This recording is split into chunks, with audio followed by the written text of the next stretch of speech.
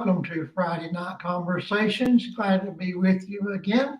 Tonight we got a great guest. Her name is Miranda Hundley, and she is the hostess of a great podcast on YouTube called True Crime with Miranda Hundley.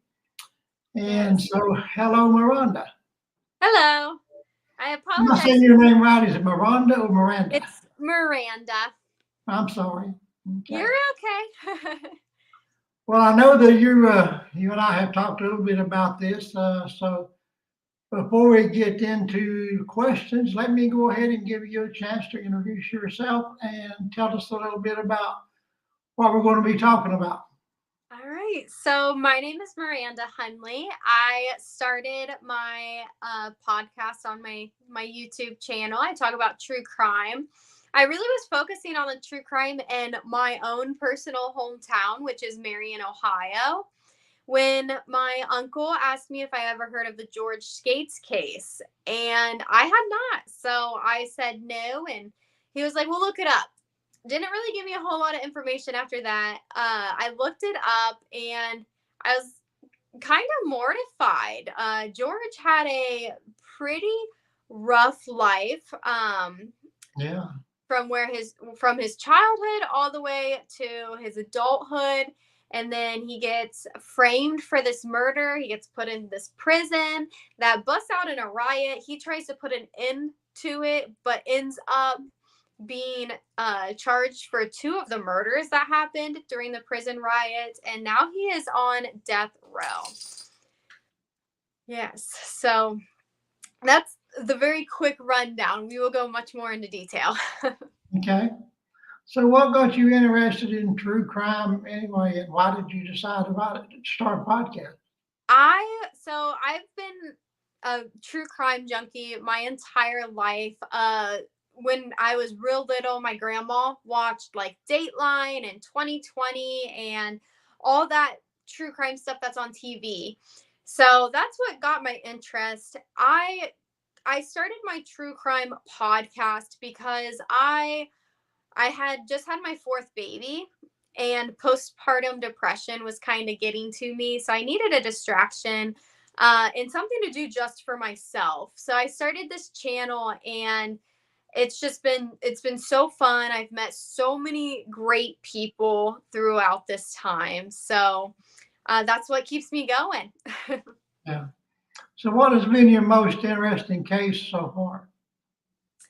um Probably this George Skates case, just because George is just this super funny guy. I absolutely love talking to him. So it's really brought a lot of incredible people into my life. I got to meet Sheila, who is Arthur Smith's daughter. Arthur Smith is who George was convicted of murdering. And Sheila welcomed me into her home. She talked to me. She explained to me how she does not believe George murdered her father. And just hearing everything she had to say, all the evidence that she had, and throughout these years, because that murder happened in 1979, throughout all these years, she has been fighting for justice for her dad and also trying to get George out of prison. So it like this case has been just so interesting to me. Yeah. So George is actually from your hometown, right? Yes, Marion, Ohio. Marion, Ohio. Is that a small town? It is, yes. It's a small, cute little town. Okay. And I guess everyone there knows about George's case, right? Yes. So I have received love and hate mail from Yeah. doing this case. People saying, "Oh, he's no good. He was always so mean. He didn't just kill Arthur Smith. He did this and that also." And then I've also received messages saying, "Hey, he's one of the best people I've ever met. His family is so loving, and thank you for trying to clear up his name. Obviously, I can't save the whole world, but I've tried my best by getting his story out there." So I get a roller coaster of messages about this. So are you 100% convinced that he's innocent of the original murder that got him convicted? Yes, I am 100% convinced. Why are you? One, there's no physical evidence linking him to Arthur Smith's murder. That was what got me interested in the case to begin with, was that there was no evidence. When he was originally arrested, they took all the guns out of his house and none of them were linked back to the murder weapon. And then talking to Sheila also just convinced me, because I think Sheila knows who killed her dad. And I think a lot of people in Bellefontaine, Ohio, know who killed her dad also. But she's been fighting to get George out of prison, and you wouldn't fight to get somebody out of prison that killed your father if you thought they could have been the one to kill their father. So just having somebody that was there, involved every step of this case, tell me he was wrongfully convicted, on top of me already believing that, just kind of sealed it for me. So the family of the man that was killed thinks he's innocent. Yes. Okay, well, that does say a lot. That does say a lot. Yes. Yeah, absolutely. Yes. So are you also convinced that he's innocent of the prison murder charge? Yes. Yes. I do believe. And there is a documentary called Captive on Netflix. That's a good one to watch because it has the videos of George, trying to get the outside and the inside to kind of come to some medium, some type of understanding of this is what we need to do to stop this prison riot. So that shows a lot of, he was willing to take the stand and say, hey, we need to start getting along to figure something out, because having this riot is not solving anything. And the fact that, like, the media was trying to say he was in the Aryan Brotherhood, but then you see in the documentary it says blacks and whites together, because he wasn't in the Aryan Brotherhood. He was trying, black, white, Muslim, it didn't matter. He was trying to get everybody to work together to stop the riot. Yeah. There's also books written from people who were in the riot.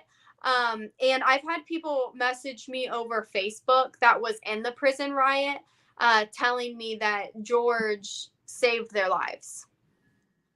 Okay. Mm-hmm. Well, that sounds pretty impressive, willing to do that. Yeah. But unfortunately, not too many people were willing to believe what prisoners say. I'm sure you understand that. Yes. Yeah. So I read on the website, I think it was Cincinnati.com or something like that, it said there were 3 prison gangs involved. Mm-hmm. Black Gangster Disciples, Yeah. Muslims, and Aryan Brotherhood. Yeah. Isn't it strange that all 3 of those gangs are working together? That is very strange. Yes. But it really shows the desperation that they were in. The prison was not treating people correctly at all. The lack of hygiene products. It was way overpopulated, not enough food to feed all of them. And then there was cruel, unusual punishment also in the prison. So it was enough for 3 different gangs to get together and try their best to put a stop to it. And I do not agree with the way the riot happened. It should not have happened. I just wanted to get that clear, but I do understand they thought that's what they needed to do to survive. Yeah. Now, this prison isn't really called Lucasville, is it? What is the real name of the prison? Chillicothe Correctional Institution. Okay. Yes. Now, how far is that from Marion? I think it's about 2 hours. I filled out like the visitor applications because I would like to go visit George in the prison.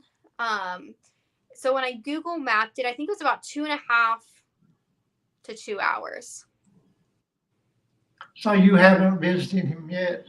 Nope, I have only talked to him on the phone. Okay. Yes, I have 4 kids. I work and I'm a college student. So getting around to visit him is taking a little bit longer than I'd like to, but I'm trying my best. Sounds like you're pretty busy. Yeah.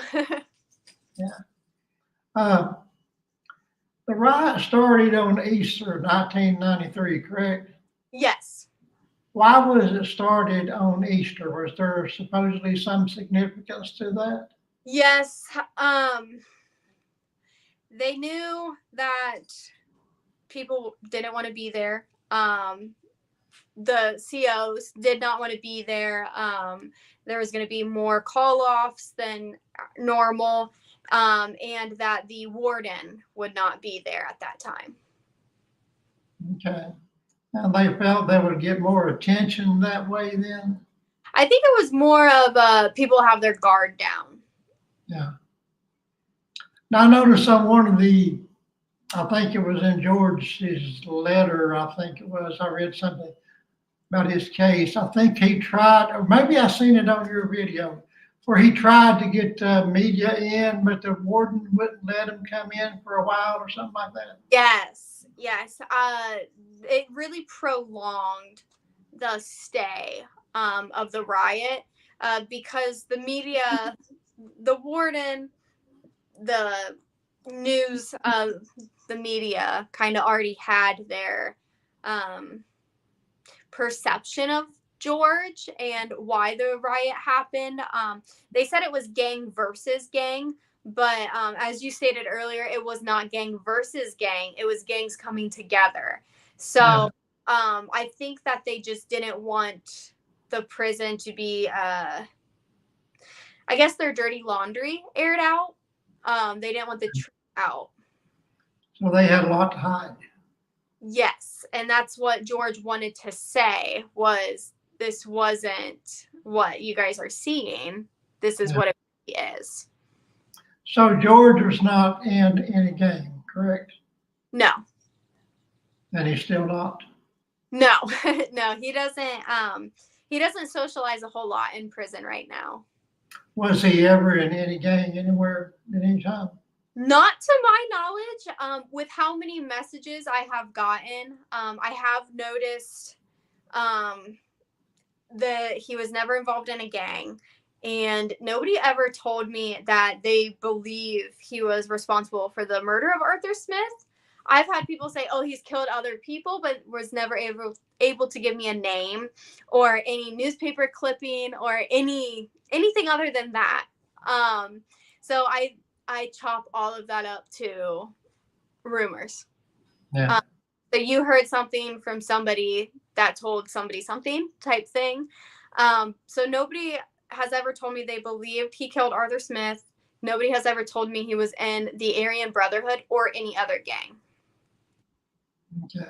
And there's also no paper trail of him being in a gang either. Yeah. So what were the demands of the prisoner? Do you know that?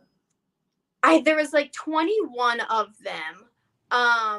One of them was if they stopped the riot, they didn't want any charges for anything to do with the riot. And that was something when that lawyer came in was like, I can't promise you that. I cannot remember all 21 demands. Another big thing that I should mention is George is not allowed to talk about the riot at all. So if he brings it up on a phone call, they immediately hang up and he loses his phone privileges. Now, why is that? I don't know. It really frustrates me because that should be your freedom of speech. But I know that one of the Lucasville Five is what they were called. One of them did the interview for the that TV show, The Captive, which it's the very first episode. So one of them did the interview, and he ended up getting his what is it called? His death date. What is that called? His what? His death date. Like he's on death row. Oh, What is that called? execution day, I guess. I don't know. Yes, he ended up getting his execution date right after he did that interview, because you're not supposed to talk about it. That's something that's been banned for all of them. He ended up talking about it and he got his execution date. So I'm not going to put George in the position or ask him any questions where he mentions anything about the Lucasville riot because I don't want him to have an execution date at all. Yeah. So we don't know what the execution date is. They have scheduled. Yes, he does not have one right now, and I'm hoping he never does. Yeah. What was he originally convicted for? I know that he done time before the Arthur Smith murder. What was he in for? I believe it was fraudulent checks. So was he innocent of that one also, or did he do that? I think he actually did do that. Okay. Yeah. And how much time did he serve then? I'm not entirely sure. It wasn't too long at all. I don't think he went to prison. I think it was just jail. Yeah. Everybody knows that pretty much all prisoners say they're innocent, right? So yes, yes. So why would anybody listening to this, what would you say to them to convince them? But he's not just another prisoner saying I'm innocent. Because there is no physical evidence that George was even in Bellefontaine, Ohio, the time of Arthur Smith's murder. So Arthur Smith, and I think my video is a half hour long, so I'm going to really sum this up. But anybody watching this, I really suggest you go look at those videos. I go a lot more into detail, and I do have Sheila talking in those videos, which makes it even more interesting, in my opinion. But Arthur Smith was, a lot of people wanted Arthur Smith out of their way. Arthur Smith was put to manage a store called Rink's Department Store. And at Rink's, there's a place called the Gray Drug Store. He got sent there to figure out who was stealing from the Gray Drug Store. It ended up being Attorney Gosley's son, which is this high-powered attorney in Bellefontaine. Gosley was trying to tell Arthur, like, hey, drop the charges against my son. Just forget about it. We can work it out. Arthur Smith says, no, I'm pressing charges. So on top of that, there was also guns that were coming up missing from Rink's department store, and they were being sold out the back door. He was in the middle of trying to figure out what was going on with that. Now, in his home life, his stepdaughter, Kathy, was running around with a guy by the name of Jimmy Rogers. Jimmy Rogers is this, he's on drugs, he's robbing, not a good guy. So Kathy cashed a check at Rink's department store. It was a fraudulent check. Arthur presses charges on his own stepdaughter. Also, Arthur Smith's wife was sleeping with a police officer named Dean Ransbottom. So there's a lot of drama going on, and a lot of people want Arthur Smith out of the way. So let's get to Jimmy Rogers. Jimmy Rogers gets pulled into the murder of Arthur Smith because a guy by the name of Danny Stanley, he just goes to the police. He says, hey, I know who killed Arthur Smith. It was Jimmy Rogers. Jimmy Rogers wanted to get out of the prison he was already in, and he was already serving, it was like 38 to 110 years, I believe. So Jimmy Rogers wants to get a lesser sentence, but he also wants to get a prison closer to his family. So he's like, hey, you meet my demands, I'll give you the information you want. It's also election season. So this judge and this attorney wants to get reelected. They're like, all right, Jimmy, tell us what you got. We'll meet your demands. Jimmy says that it was him and George Skates. Then he goes back and he tells Danny, no, George wasn't even there. It was your wife with me. Okay, so Danny Stanley is probably like, why are you running around with my wife? He goes back to the police and he says, but don't listen, it wasn't George. George was not there. Well, Jimmy ends up testifying, and it wasn't the first time Jimmy has lied to get out of trouble. So Jimmy doesn't get charged with Arthur Smith's murder at all, but George does. And in my video, I have Sheila, who is Arthur Smith's daughter, dissecting Jimmy's testimony because it doesn't make sense at all. He says that he breaks into Rinks and steals wire to tie Arthur up with. If you know you're going to go rob somebody, wouldn't you bring something like that with you? But also, they didn't sell that wire at Rinks' department store. So where did he get that wire from? Well, that wire was at Arthur Smith's house. When Arthur Smith was found, his organs had been preserved like he had been in a freezer or a tub of ice. But Jimmy says that they had shot and killed Arthur in a field where there was no houses around. Well, when Arthur Smith was found, there was a house right there, and that house had a German Shepherd, and Arthur's body was drained of blood. There was no blood on his clothes despite being shot 4 times. Wow. And he had undigested knockwurst in his stomach, and his wife had made that knockwurst for dinner that night, indicating he had gone home.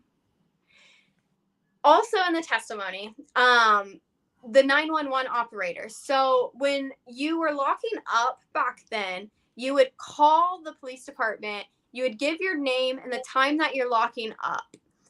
And she said, the 911 operator, the police dispatcher, she said that she could hear his employees laughing in the background. And Jimmy Rogers said that they waited until the parking lot was clear, and it was only Arthur Smith in their parking lot.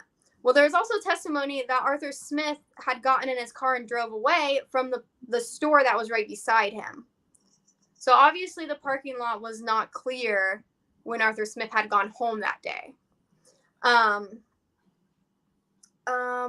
So Sheila also talks about how Arthur had quite a bit of money, and all that money was completely gone by the time his body was found 10 days after he had gone missing. His wife, who was with this police officer, had taken all his money out and drained his bank accounts.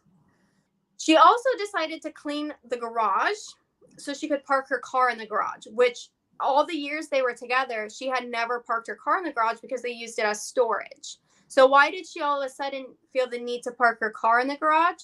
And there's also a deep freezer that Sheila says is big enough to fit a body in. And his organs had been preserved. And then there's also testimony, or it wasn't testimony. Somebody had gone to the police because they had seen a large vehicle in the field right before Arthur was found. Well, that man who went to the police to say that choked and died, so he could not testify. Yeah, he choked. Sounds strange, doesn't it? Yeah, I know. You know what that reminded me of was those people who say that they hope the Clintons don't suicide them. Yeah.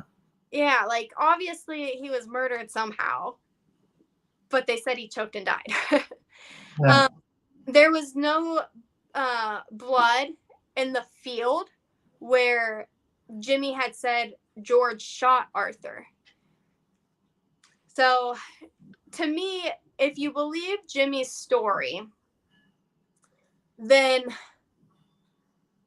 George would have taken Arthur, killed him somewhere that we don't know, taken Arthur home, changed his clothes, and also the key that was in Arthur Smith's car, which supposedly Jimmy said that they used Arthur Smith's car to drop him off in this field, that was his spare key, because Arthur had his normal keys in his pocket. So George would have went to Arthur's house, got clean clothes for Arthur, got the spare key, and then preserved Arthur in a freezer or a tub of ice for a few days, took him to a field that was near the murder scene, and then left him there, and then drove back to Marion. That, it makes no sense. Yeah. So When there where is was Jimmy Rogers now? Is he in prison now? no, Jimmy Rogers is out walking around right now. Okay. Yes, he is a free man. Do you think he did it? No, I personally, it shows a lot of signs that Arthur had gone home that night. I think it was probably his wife at the time and her stepdaughter. The stepdaughter was in a lot of trouble. She didn't want to get these charges for these fake checks. There was a letter written to the police shortly after talking about how Kathy, who is the stepdaughter, had asked multiple people to rob her stepdad Oh, really? because he carries a lot of money on him at one time. And so the money of him locking up that night was never found.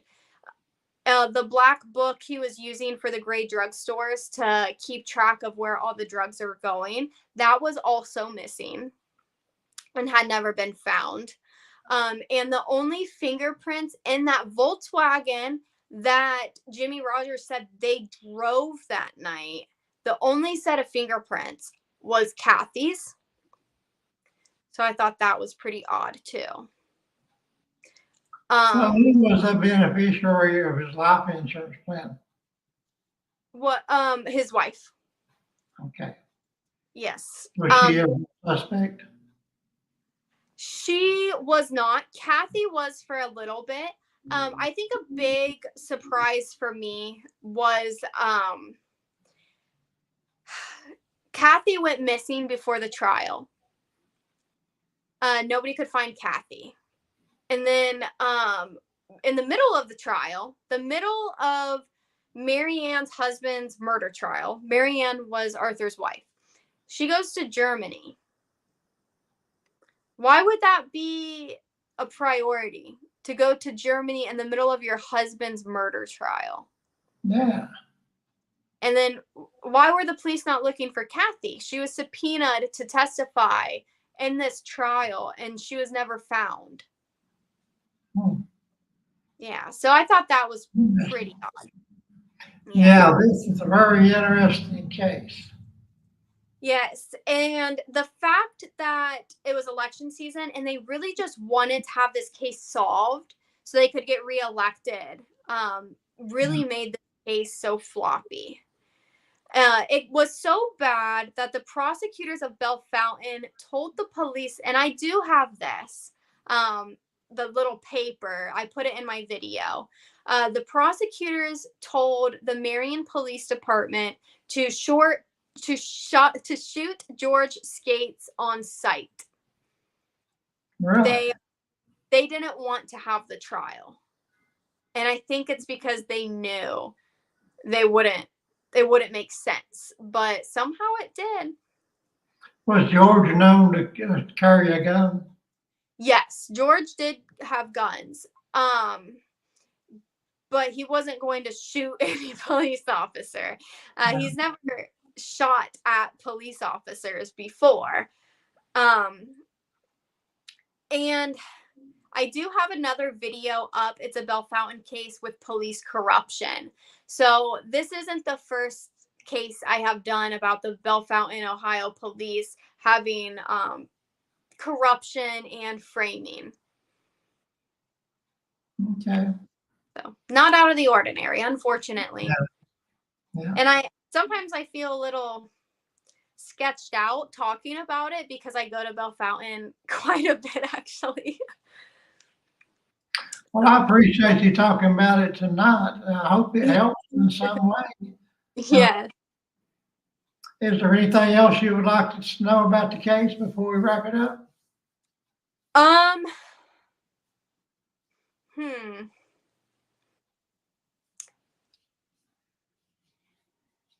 I think just that George is not this big scary criminal that the media has tried to make him seem. He is so fun to talk about. He has me cracking up laughing every phone call. He is oh my gosh, 77, I think. So he's an older man, but the fact he has spent almost half his life in prison and still has this bubbly personality just says a lot about him as a person. Every time I answer one of his calls, he has a joke that just makes me smile. So, if you don't believe that he's innocent, at least believe that he is a genuine good guy, funny, happy, and a very positive person. Okay. Yeah. So would you like to talk a little bit about your podcast for people, let them know when you're on and where? Yes. So I normally upload, well, recently, I have been uploading Saturdays at 8 p.m. The one that I am uploading this Saturday is, and for a good while, it's going to be Ohio cases. I'm trying to get every county in Ohio, just because I'm a Buckeye. And where are you at, Steve? Where are you from? I'm in East Tennessee. Oh, so you're in Tennessee. Okay. Have you came to Ohio? No, I haven't. Oh, well, we are all very obnoxious about how much we love Ohio. Okay. So I'm a Buckeye. I'm trying to hit all of the counties in Ohio. The one that is uploading this Saturday is called the Harley Dilly case. It is a child who was trying to kind of hide from his mom. He was trying to skip school. So he goes across the street to it's a vacation home that hadn't been used in a couple months. He gets stuck in the chimney and unfortunately he passes away. So the case is kind of going over the evidence. I don't think his parents did it. A lot of people said that they think his parents did it. I don't think they did, but I have all of that in there. So it's up for the watchers, the viewers to see what they think about it.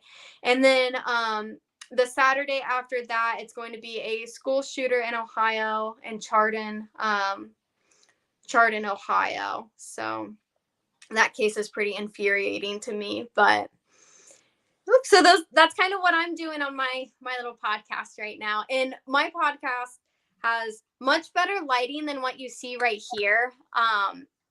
It's I'm a vampire and my bedroom's pretty dark all the time. My ring light actually recently broke, so I tried to set it up for this and couldn't get it to work. So I'm kind of improvising with my bedroom light, and it's giving me a funny shadow. Well, maybe I can have you on again to talk about one of these other cases if you're interested.